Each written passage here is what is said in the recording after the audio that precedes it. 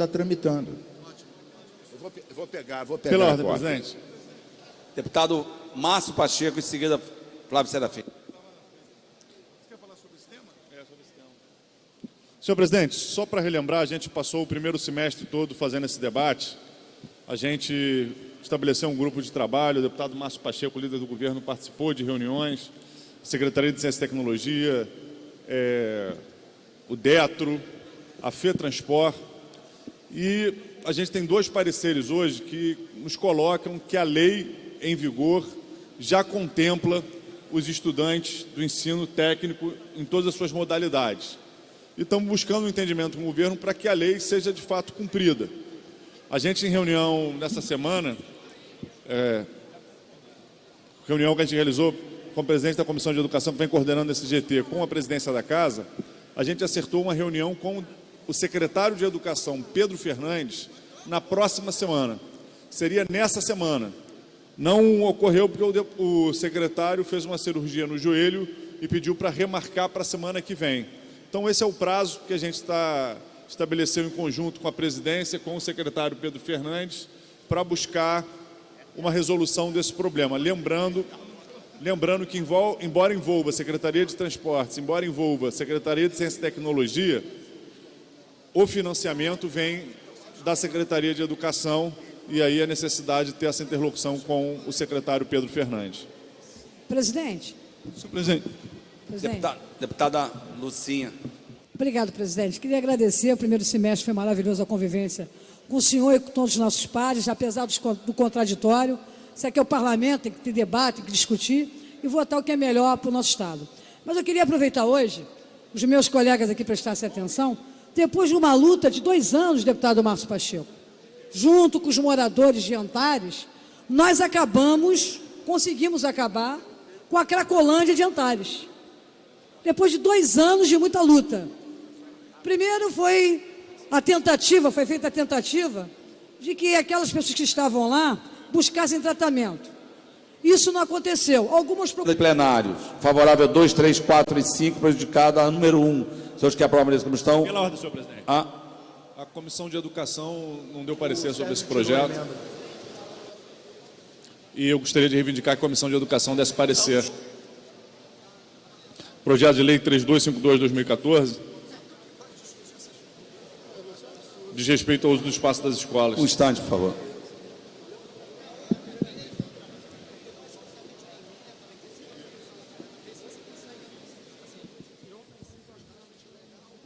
Não dá, irmão.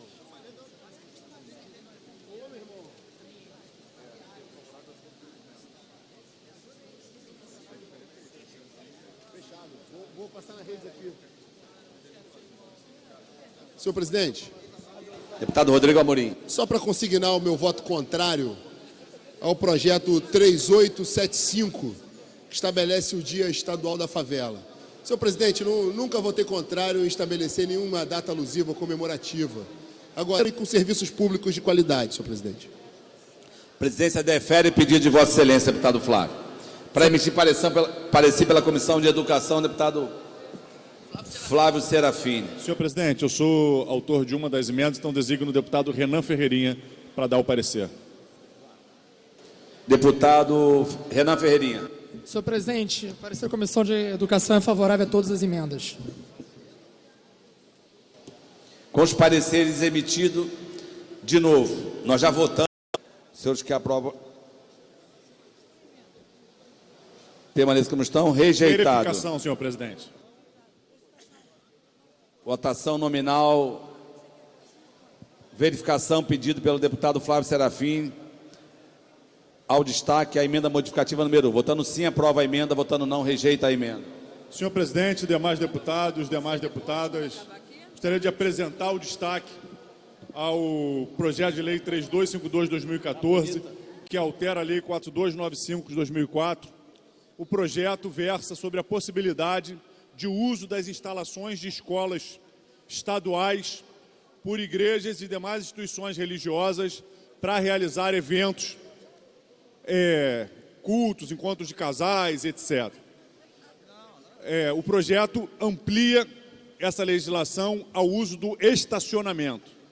O que a nossa emenda trata é que a nossa emenda amplia a possibilidade de uso do que diz respeito a essa lei, não só para instituições religiosas, mas também para a associação de moradores, sindicatos e outras organizações da sociedade civil.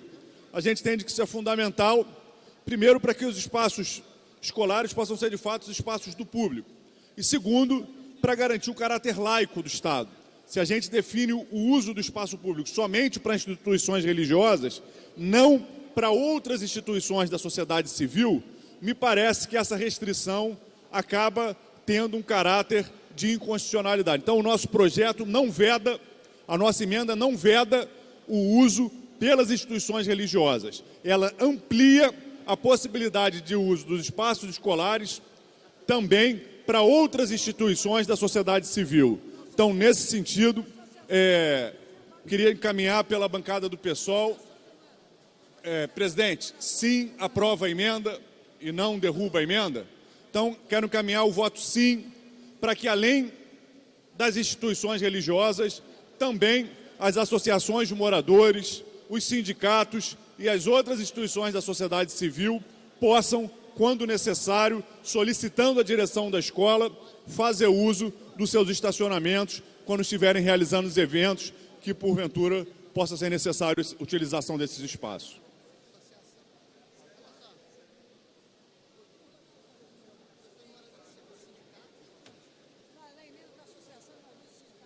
O sindicato vira bagunça, irmão.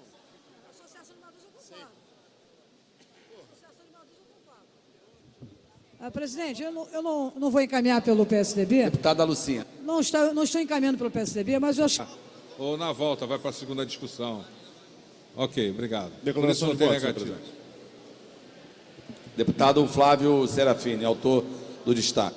Senhor presidente, quero destacar que a gente emendou, conversamos com o deputado Renan Ferreirinha, que deu parecer pela Comissão de Educação, ele deu parecer favorável à emenda e a gente, então, teria uma posição favorável ao projeto, mas ao excluir entidades laicas da sociedade civil de poder usufruir do espaço público, tal quais as igrejas, eu entendo que o projeto se torna um projeto absurdo, que fere o Estado laico, que garante um privilégio no uso do espaço público para instituições religiosas em detrimento das instituições laicas da sociedade. E eu destaco instituições laicas porque não são instituições que negam ou que não negam a existência de Deus. São instituições de outra natureza, como sindicatos, como associações de moradores, como outras organizações da sociedade civil. E é grave quando vem um deputado aqui no microfone e defende o fim dos sindicatos. Eu acredito num país democrático, onde o direito à organização é um direito consagrado na Constituição, onde as pessoas podem se organizar em partidos políticos, em sindicatos, professar a sua fé, seja na religião que for. Quem defende o fim dos sindicatos, as proibições às organizações sociais, é o fascismo. E realmente me assusta cada vez que eu vejo o fascismo fazer eco e ganhar força, como a gente tem visto acontecer nessa casa e na política brasileira. Não é à toa que querem calar o IBGE, que querem calar o INPE, que querem calar todas as instituições que produzem informação, conhecimento sobre o nosso país. Estamos vivendo um autoritarismo de tal forma que é incapaz de conviver com informações verdadeiras e com a livre organização social e sindical. Por isso, a gente votou contrário. Não defendemos, não aceitamos nenhum tipo de privilégio para instituições religiosas, porque isso fere o Estado laico. Sim, se as instituições religiosas puderem usar, assim como as demais instituições da sociedade civil, tem o nosso apoio. Agora, negar para outras instituições da sociedade civil e formar um privilégio, isso é inexplicável e inaceitável. Por isso, o nosso voto contrário. Declaração de voto, senhor presidente. Deputado Valdeir Carneiro. Senhor presidente, quero declarar o meu voto, constatando que, efetivamente, o debate que está posto na sociedade brasileira contemporânea, sem dúvida alguma, é entre democracia e fascismo. Quando eu ouço uma torcida para que ela possa hoje lograr esse, mais uma vez, chegar em primeiro lugar. Muito obrigado, presidente. Pela ordem, senhor presidente. Deputado Flávio Senhor Serafini. presidente, gostaria de fazer um convite a todos os deputados e todas as deputadas da Casa. Nessa sexta-feira agora, às 14 horas, vai acontecer aqui no plenário Barbosa Lima Sobrinho uma reunião de apresentação do documento do Congresso Estadual de Educação. Esse é um documento base que vai para discussão no Congresso Estadual de Educação, que depois vai se transformar numa mensagem, num projeto de lei a ser apreciado pelo conjunto de deputados e deputadas dessa Casa, construindo o novo Plano Estadual de Educação. Então, é um espaço fundamental, vai ser a primeira apresentação pública desse documento já consolidado, vai acontecer aqui na Casa, aberto a todos os delegados e também com convite especial a todos os deputados, que, repito, após o Congresso Estadual de Educação, vão retomar esse documento para transformar na lei de renovação do Plano Estadual de Educação. Então, fica o convite a todos os deputados e deputadas da Casa que queiram participar. Amanhã e quinta-feira eu vou reiterar esse convite.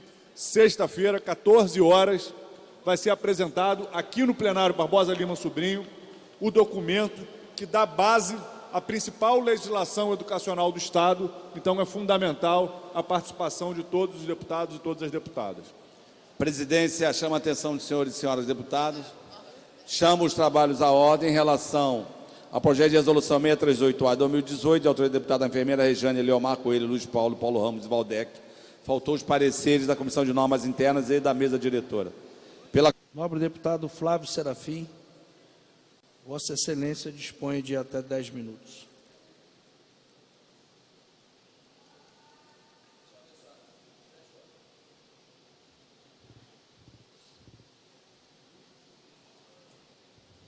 Boa tarde, senhor presidente. Boa tarde a todos e todas que nos assistem pela TV Alerj. É um prazer voltar aqui à tribuna, nesse retorno dos trabalhos parlamentares. A gente voltou na semana passada e hoje a gente retoma aqui o uso da palavra para estar dialogando com a população, para estar conversando, para estar pensando sobre o que acontece no estado do Rio de Janeiro.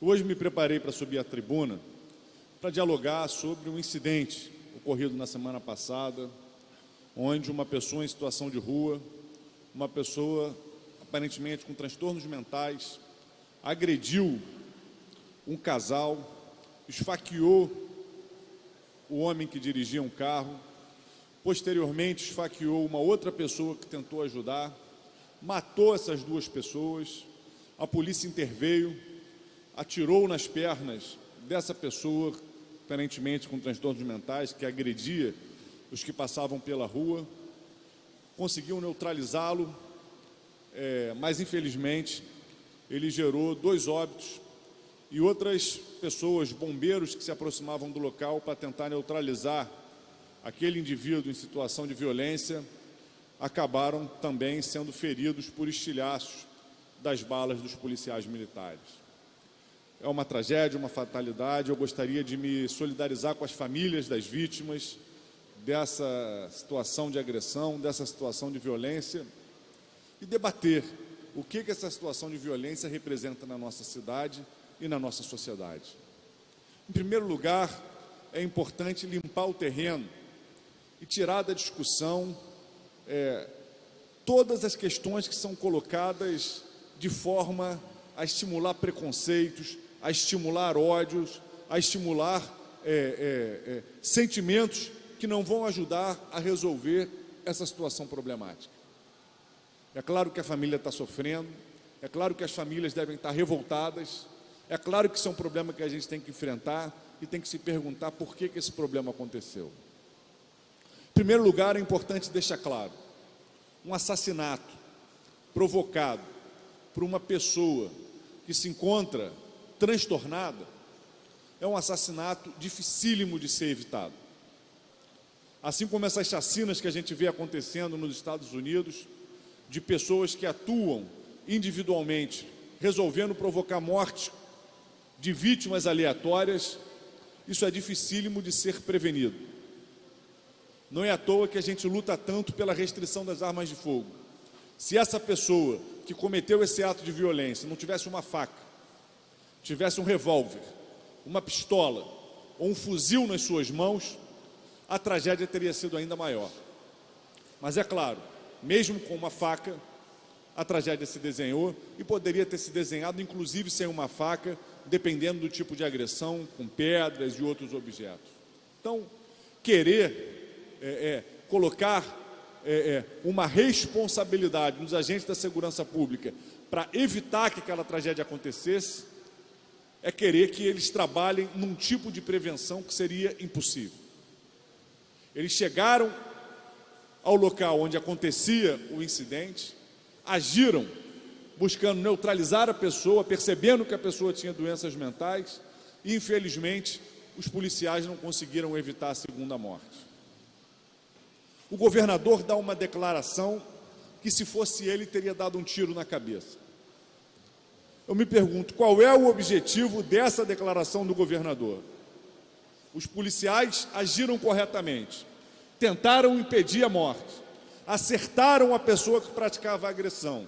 Poderiam ter dado tiros fatais, mas optaram por seguir a orientação de neutralizar aquela pessoa. Qual é o sentido da declaração do governador de dizer que, se fosse ele, daria um tiro na cabeça? Estimular que policiais deem tiro nas cabeças das pessoas com transtorno mental? Estimular que a Polícia do Estado do Rio de Janeiro, que esse ano vai bater mais um recorde de mortes provocadas nas suas ações policiais, um recorde mundial.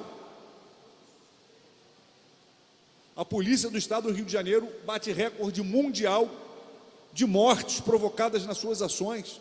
Isso não é positivo.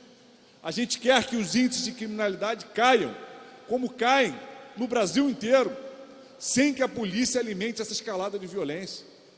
Foi dito aqui que deputados do PSOL são contra os policiais. Isso é uma mentira.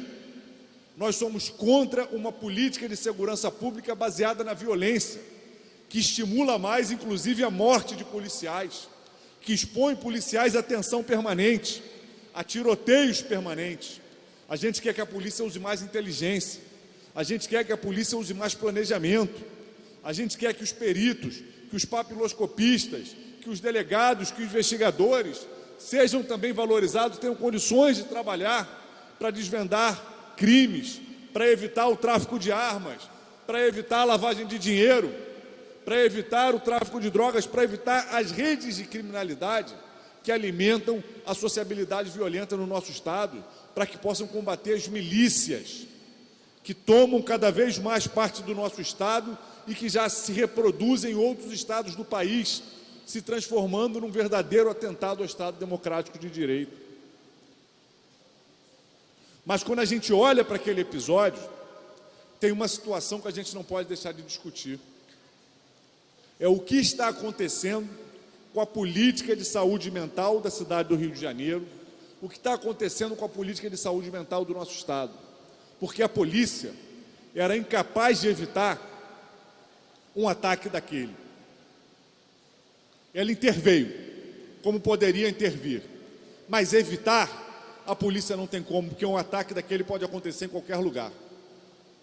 O que poderia ter evitado aquele ataque, o que poderia ter evitado aquela situação de violência, era uma política de saúde mental efetiva, que trabalhasse nos lugares de maior vulnerabilidade, que buscasse garantir acolhimento, tratamento, cuidado para que as pessoas em situação de rua, para que as pessoas com uso abusivo de drogas, para que as pessoas com diferentes tipos de sofrimento e transtorno mental pudessem buscar acolhimento, buscar saúde, buscar equilíbrio para tocar as suas vidas. Ontem, o prefeito Marcelo Crivella publicou um decreto criando normas para internação em até 3 meses para usuários de drogas em situação de rua na cidade do Rio de Janeiro. É mais uma resposta infeliz. A primeira infelicidade dessa resposta se encontra de que a rede de saúde hoje no estado do Rio de Janeiro já se encontra sobrecarregada. O decreto aplicado pelo prefeito é inaplicável porque a rede não tem mais condições de assimilar usuários do serviço de saúde mental. E o segundo elemento é que a proposta do prefeito de estabelecer internações de 30 dias para os usuários abusivos de drogas em situação de rua é uma saída que também não responde com eficácia ao problema colocado. Ou a Prefeitura do Rio vai querer internar a todos e todas que são usuários abusivos de droga. Os usuários abusivos de álcool no nosso país e no nosso estado são contabilizados aos milhões. O que a gente tem que fazer é abrir portas de tratamento, é garantir que as pessoas, nos seus bairros, nas suas vidas, nos seus trabalhos, tenham acesso a um tratamento para enfrentar os diferentes transtornos mentais, para enfrentar o problema do uso abusivo de drogas. Há ainda em vigor no nosso país uma política que estabelece a rede de atenção psicossocial, uma política que vem sendo maltratada pelo governo Temer inicialmente e agora pelo governo Bolsonaro. Maltratar a rede de atenção psicossocial é maltratar a possibilidade das pessoas que têm sofrimento mental de buscarem uma saída de reconstrução das suas vidas. Como é que funciona a rede de atenção psicossocial? Você tem dispositivos nos bairros, nos territórios, para atender as pessoas com diferentes problemas. Você tem os CAPs AD para os usuários de álcool e outras drogas. Você tem os CAPs 3, que tem que funcionar 24 horas para que as pessoas, numa situação de crise, possam buscar acolhimento no momento em que elas precisam. Isso é diferente da internação como política prioritária de Estado, porque isso coloca o cuidado, a pessoa com sofrimento mental, no lugar da lógica do controle, da internação e da segregação. Se essa pessoa que praticou esse ato de violência tivesse sido internada há 5 meses atrás, passado 3 meses internado e voltado para a rua sem ter uma rede de atenção psicossocial capaz de garantir cuidado para ela, ela poderia permanecer em surto, ela poderia permanecer fora de tratamento e, por isso, poderia acabar na mesma situação que acabou praticando um ato de violência. Ter uma rede de atenção psicossocial que funcione é fundamental. É fundamental para que as pessoas tenham saúde. É fundamental para evitar que as crises aconteçam. Mas o que a gente vê nos governos? O que a gente vê no próprio Marcelo Crivella, que publicou esse decreto ontem? Desde que ele assumiu o governo, ele cortou em mais de 300 milhões os recursos da atenção básica na saúde. Nesse ano, os centros de atenção psicossocial vão ter um orçamento de menos 30% com relação ao que foi investido no ano de 2016. 30% a menos. Isso significa o quê? Significa menos tratamento, menos consultório de rua, menos unidades de acolhimento, menos CAPs AD, menos CAPs 3. Isso significa que as pessoas vão permanecer doentes, vão permanecer sem tratamento, algumas podendo praticar atos de violência como essas que aconteceu na Lagoa Rodrigo de Freitas, mas a grande maioria enfrentando a degradação da sua própria situação de vida, levando sofrimento para si próprio e para as suas famílias, sofrendo com a opção do prefeito de cortar 30% do orçamento da rede de atenção psicossocial na cidade do Rio de Janeiro.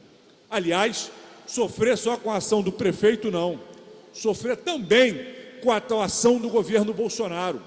É importante dizer, hoje, na cidade do Rio de Janeiro, tem 15 CAPs, 15 centros de atenção psicossocial já habilitados junto ao Ministério da Saúde, que deveriam estar recebendo repasses mensais para se manter e garantir o atendimento à população, e que não estão recebendo R$1.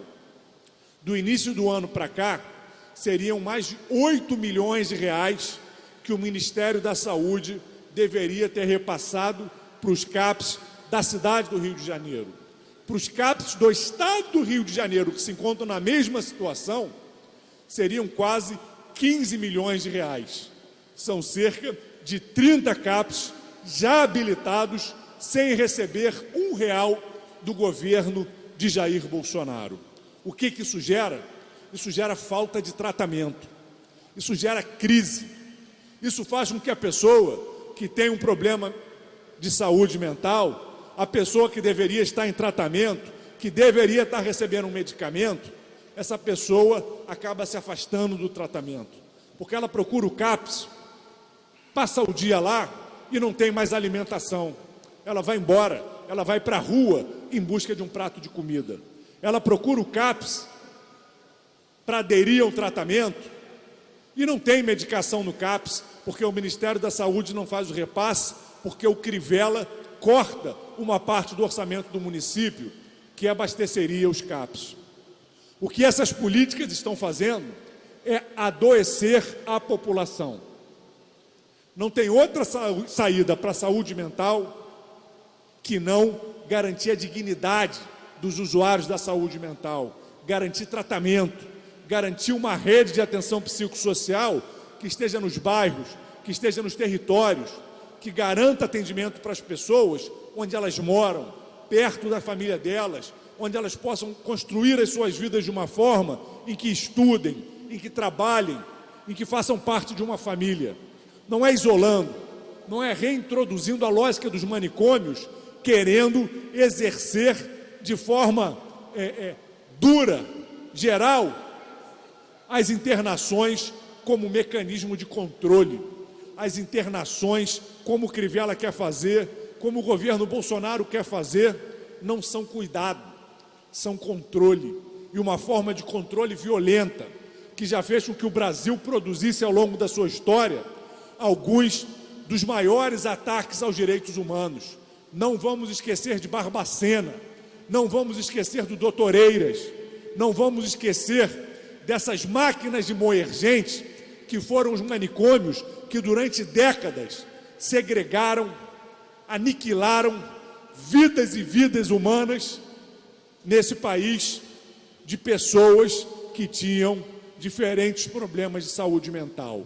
Eu quero cobrar do prefeito Marcelo Crivella que reestabeleça o orçamento da saúde, em especial da saúde mental e da rede de atenção psicossocial. Eu quero cobrar do governo de Jair Bolsonaro, do ministro da Saúde Mandetta, que faça o repasse da saúde mental do estado do Rio de Janeiro. Já são 30 CAPs habilitados que deveriam estar recebendo recursos e até agora não receberam. Só na cidade do Rio de Janeiro são 15.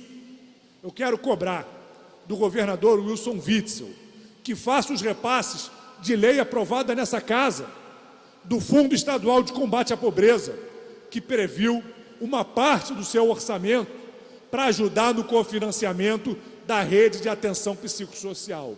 São 12 milhões que a Superintendência de Saúde Mental está trabalhando para que chegue nos municípios. E que quando chegar, vai garantir mais atenção, mais atendimento e mais cuidado para as pessoas com sofrimento mental, para que elas não entrem em crise, para que elas não voltem para as ruas, para que elas não pratiquem violência contra si mesmas nem contra ninguém, para que elas reconstruam suas vidas com autonomia e com dignidade. É isso que a gente quer.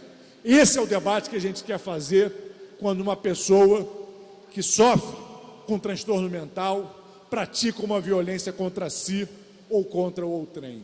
De resto, é falácia do governador de estimular ainda mais a violência policial, de querer fazer do populismo da violência a sua arma de autopromoção. Muito obrigado, nobre deputado. Antes da presidência encerrar a presente sessão, convoco os senhores deputados para a sessão ordinária do dia 7 de agosto de 2019, com a seguinte ordem do dia. Projeto, tramitação ordinária em segundo